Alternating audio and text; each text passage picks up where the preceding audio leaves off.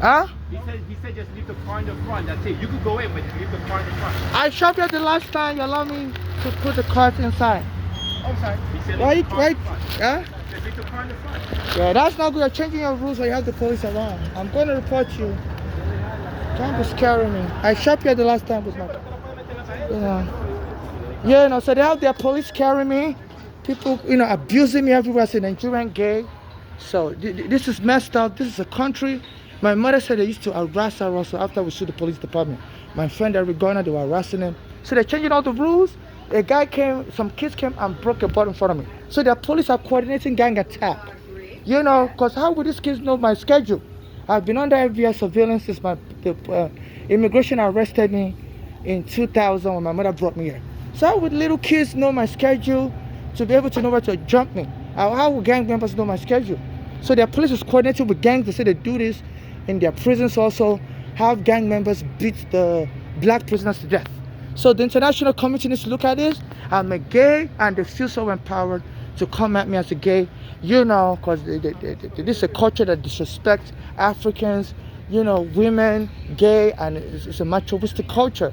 You know, unless you're muscular or whatever, you don't get respect in this society. It is a patriarchal type of society. So they turn this US into something else.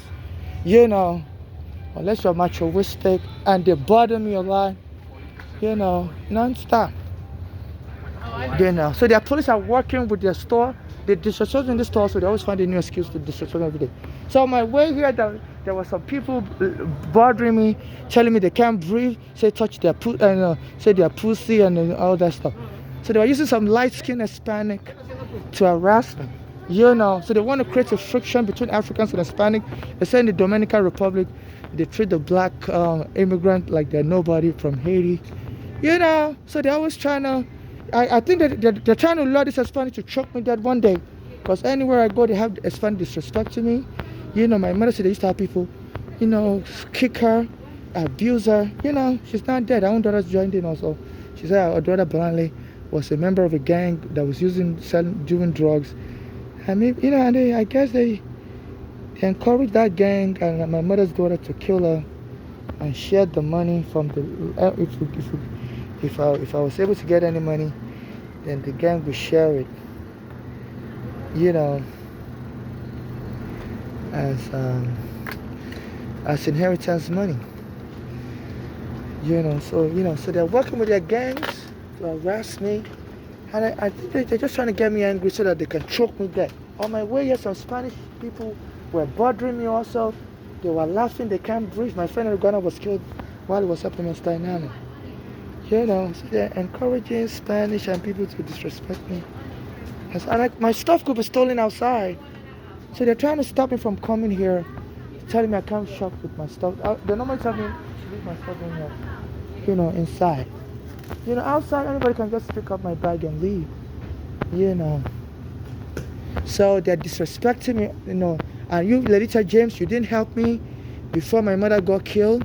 You know, before Arugana got killed, you were the public advocate. I came to your office in Manhattan, said the police took my home wrongfully and you wouldn't help me. You were helping black Americans experiencing, you know, problems with their private landlord. And the court told you can't be helping people against private parties. You can only help them against government agents like police officers. So I was the right person to clarify you didn't help me. And now you're still not helping as Attorney General. This is bizarre. This is bizarre. That Africans can be seen as enemy number one, to be enslaved in this country forever and be killed in this country forever. So this is out of control. Those police officers, something to be done about them, you know, because they're forming a gang. Anywhere I go, in the bathroom, also they don't use the bathroom. They kick me out of the bathroom, kick me out of everywhere. Treat me like a slave. I can't shop in peace. You know, they're hiring Spanish and the Nigerian embassy won't help me either. I guess once a country has nuclear weapon, you know, everybody's afraid. Everybody's afraid. So we civilians, we're on our own. We're on our own and they're killing us. When I was in immigration prison also, the immigration lawyers will co-oath with the American prosecutors and they'll be making fun of us African men. I was a man, I'm not a woman. You know, and getting us deported.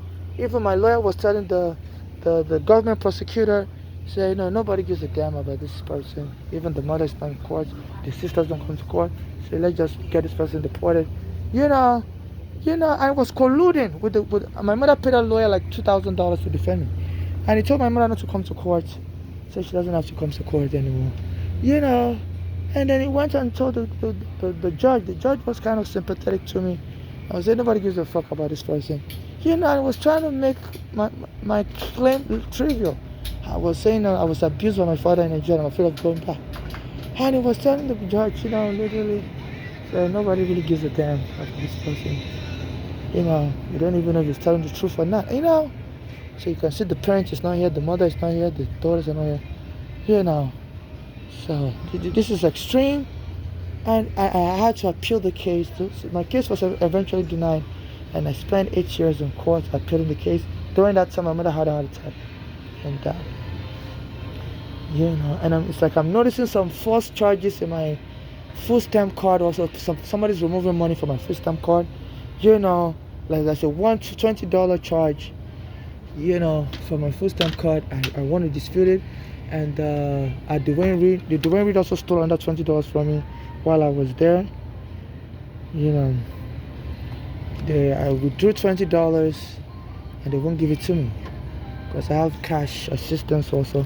So I withdrew $20 from the cash assistance, and the Dwayne Reed worker won't give it to me on July 4th. And I believe it did that to discriminate against me. It was like a Indian American or whatever. It's from. So, you know, so this was going on.